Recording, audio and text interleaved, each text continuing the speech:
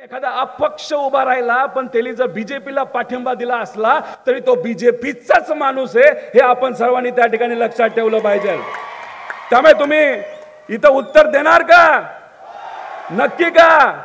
अहो दडपशाही खूप आहे इथं, आम्हाला कळतीये. युवांनी एक पिक्चर बघितला असेल केजीएफ बघितलाय का? अहो त्या केजीएफ मध्ये कसं असतं, एक मोठं शहर असतं आणि त्या शहराला भिंत बांधलेली असते आणि तिथं जो गुंड असतो ना, त्या गुंडाला असं वाटतं दुकान माझंच असावं, धंदा माझाच व्हावा, जमीन मीच घ्यावी, जो विकासाचा निधी या परिसरामध्ये आणतो वाळू माझीच असावी, खडी माझीच असावी, कॉन्ट्रॅक्टर माझा भाऊच असावा.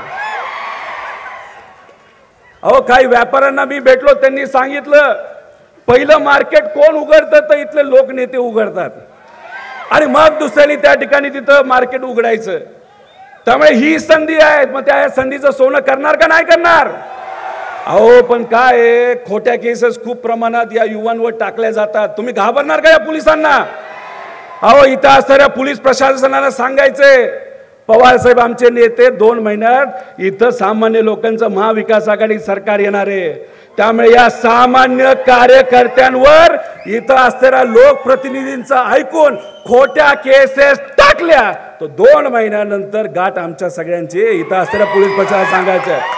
त्यामुळे अजिबात घाबरायचं नाही, लढायचंय. स्वाभिमानी मराठी माणसं हे लढतात, झुकत नाही. झुकवायचं कोणाला तर या महाविकास आघाडीच्या नेत्यांना झुकवायचं. ते गुजरातचं तिथं गुलामी करतात आणि दिल्लीची गुलामी करतात. मग ठरलं का आपलं?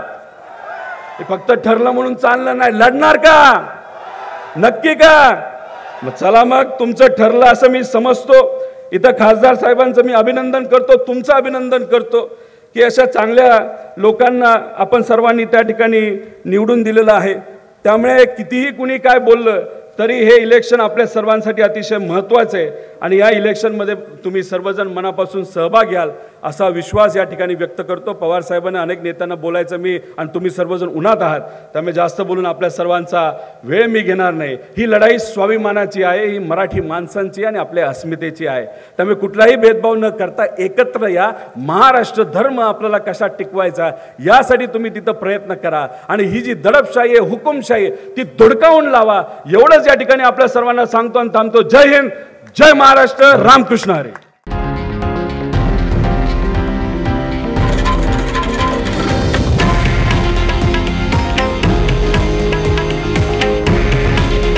हे आहे देशातील नंबर 1 न्यूज नेटवर्क आणि आपण पाहत आहात TV9 मराठी. काळजी तुमची, हित महाराष्ट्राचं.